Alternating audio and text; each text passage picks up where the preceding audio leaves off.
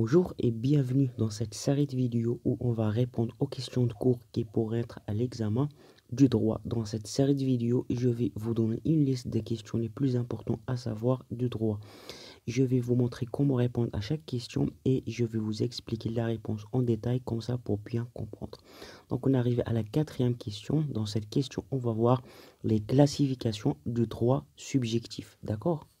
Donc, dans cette vidéo, on va voir la signification du droit subjectif.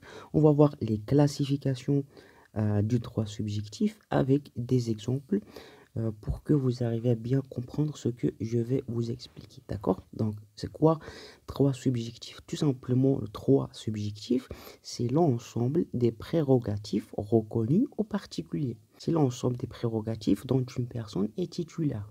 D'accord? Ces prérogatives, la personne ou bien les individus disposent ces prérogatives dans le cadre du droit objectif.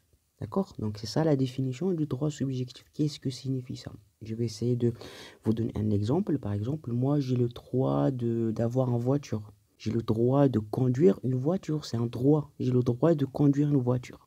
Mais dans le cadre du droit objectif, ça veut dire quoi? Ça veut dire que j'ai le droit de conduire une voiture tout en respectant le code de la route, tout en respectant les autres, tout en respectant les règles imposées dans la société. D'accord? Donc, c'est des prérogatives. Donc, moi, j'ai le droit de conduire une voiture dans le cadre du droit objectif, dans le cadre de respect des autres, de respect du code de la route, respect des autres. D'accord? Donc, c'est ça la signification. D'accord?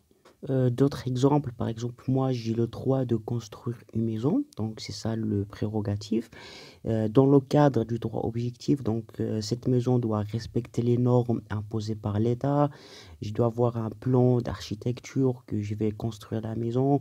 Je dois payer les impôts, je dois respecter un certain norme. Voilà, dans la société. D'accord, donc c'est ça. Donc, pour les classifications du droit subjectif, donc il y a deux catégories, d'accord? Donc, il y a les droits patrimoniaux et les droits extra-patrimoniaux. Ça veut dire quoi, droits patrimoniaux? Ça veut dire, tout simplement, ça veut dire ils ont une valeur. Ces droits, ou bien ces patrimoines, ils ont une valeur. Donc, ils sont caractérisés par trois choses. Ils sont cessibles, transmissibles et prescriptible. Ça veut dire que ce patrimoine, on peut le vendre, c'est cessible, ça veut dire on peut les céder, on peut le vendre.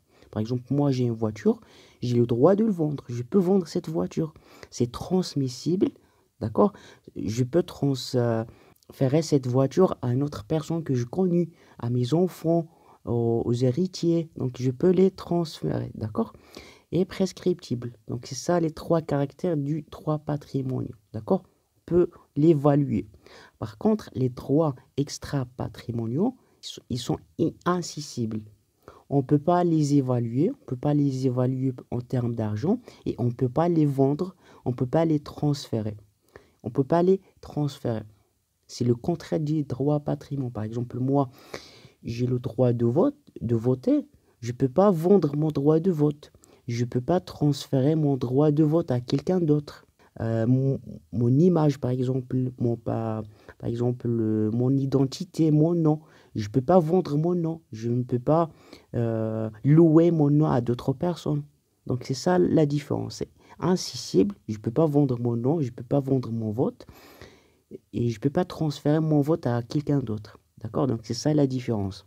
Donc, comme vous pouvez voir dans le schéma, donc pour les droits patrimoniaux, il y a les droits réels. Par exemple, j'ai le droit propriétaire. On peut évaluer, on peut céder, on peut transférer cette propriété, par exemple une maison.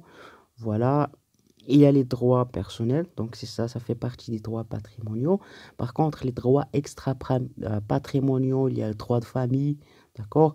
Droit civique, politique, ça veut dire le droit de vote, on ne peut pas le vendre, on ne peut pas le transférer à d'autres. Droit de la personnalité, ça veut dire que mon identité, ma personnalité, mon nom, je ne peux pas le vendre, je ne peux pas le transférer à quelqu'un d'autre. Donc, c'est ça la différence. Donc, au milieu, vous pouvez voir, il y a les droits mixtes, ça veut dire propriété littéraire et artistique. c'est un peu le mélange entre les deux. Ça veut dire on peut pas les toucher réellement. Par exemple, le droit d'auteur. Par exemple, une personne a écrit un livre. On peut pas vraiment toucher ses droits, mais il est propriétaire de ce qu'il a écrit. D'accord? Donc c'est un peu le mélange entre les deux.